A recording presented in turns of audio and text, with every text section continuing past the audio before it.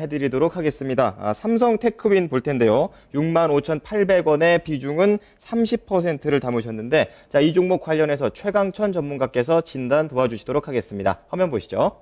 삼성 테크윈에 대한 종목 진단 시작하도록 하겠습니다. 자, 삼성 테크윈 65,800원의 비중 30%를 보유를 하고 계시는데요. 손실이 약 12% 나오고 있습니다. 삼성 테크윈이 일단 첫 번째 하락하고 있는 이유를 좀 아셔야 되는데요. 삼성 테크윈이 한 6월달까지는 꾸준한 상승 트렌드를 나타내면서 시장 대비 훨씬 아웃퍼폼하는 그런 흐름들이 좀 나타났는데요. 이 부분은 건설주하고 똑같다라고 생각하시면 됩니다. 왜냐하면요.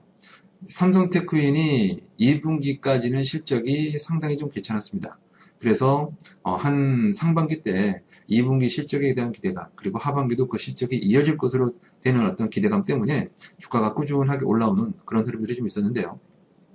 근데 막상 뚜껑을 열고 보니 실적이 3분기, 2분기가 고점이었고 3분기 실적이 좋지 않았다는 거죠. 매출액은 10% 감소했고 영업이익은 30% 이상 감소했고 당기순이익은 25%가량 감소하는 20%가량 감소하는 그런 흐름이 나타났다는 거죠. 마치 건설주하고 비슷하다라고 얘기를 할 수가 있는데요. 건설주도 올해 1분기부터 해외 수주에 대한 기대감 때문에 꾸준하게 올라왔지만 막상 뚜껑을 열고 보니 해외 수주는 제대로 수주가 좀 되지 않고 거기에 따른 실망감으로 최근 5, 6개월 동안 시장 대비 언더퍼폼하는, 그리고 최근도 많이 하락하는 그런 흐름이 나타나고 있다는 거죠. 그래서 삼성전기가 3분기 실적에 대한 우려 때문에 몇 달 전부터 추세가 하락으로 전환이 됐고 그것이 현실로 좀 받아들여졌습니다. 4분기 실적에 대한 어떤 기대는 있는데요. 그 4분기 실적이 이제 일부 회복을 하리라라는 그런 전망들이 많은데, 근데 여기서 이제 문제점이 있죠. 어떤 문제가 있냐면 4분기 실적이 확인하는 데까지는 3개월이라는 시간이 걸립니다.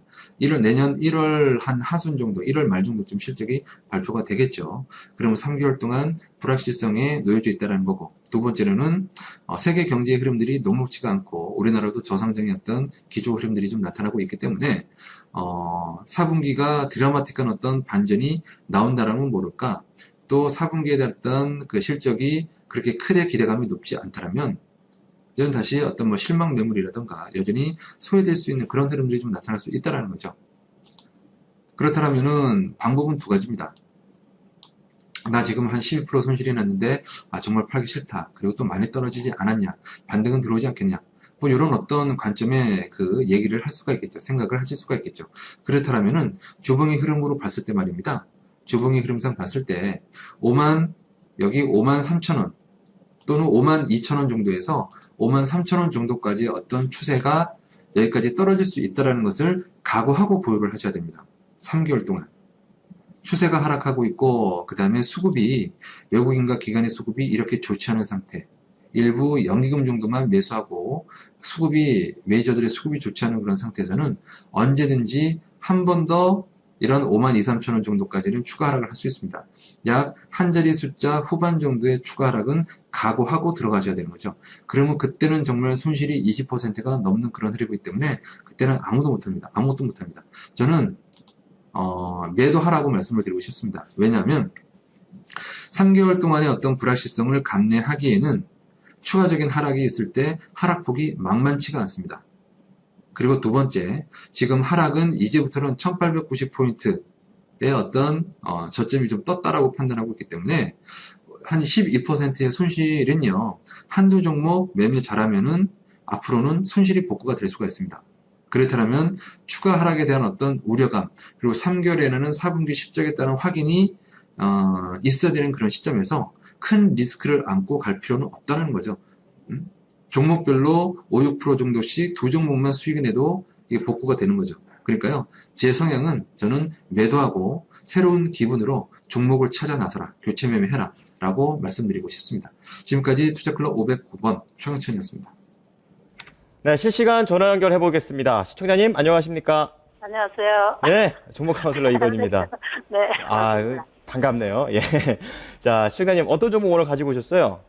호남석이요. 호남석이요? 호남석가 네. 32만 원에 20%인데요. 32만 너무 원에? 호남석 보니까 LG화학은 잘 올라가는 호남석은 안 올라가고 또 어떻게 해야 될지 좀 더 사서 사가지고 좀 조금씩 빠져나와야 될지 궁금해서 전화드렸어요. 더 네네. 그 호남석유 32만 원에 매수를 하셨고 20%의 비중 네. 거의 한 반년 정도 들고 계신 건가요? 네.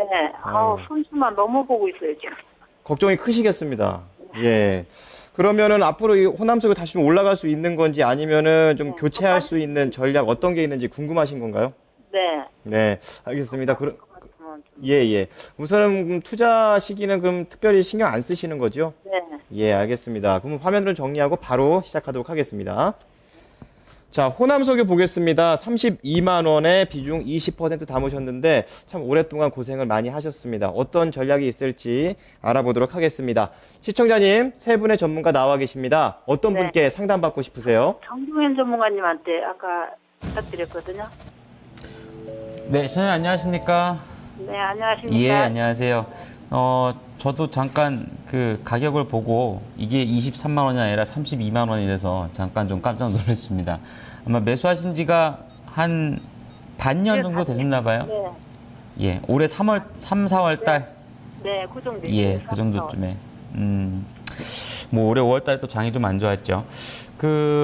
일단 호남석유화학 같은 석유화학 업종군 같은 경우는요, 실적이라고 하는 부분하고 경기의 어떤 민감성이 굉장히 높아요. 예를 들어서 이제 뭐 우리나라 석유화학 기업군들은 이제 그런 얘기 하죠. 중국만 좋아지면 뭐 일사천리로 오를 수도 있고, 그리고 뭐 중국의 어떤 경기 상황이라든가 이런 부분이 생각보다 많이 안 오르게 되면 주가는 뭐 상당 부분 횡보 타진을 보일 가능성이 높다라고 하는 그런 평가를 받는데 지금은 일단 후자에 대한 가능성이 좀 더 높아 보이는 구간입니다.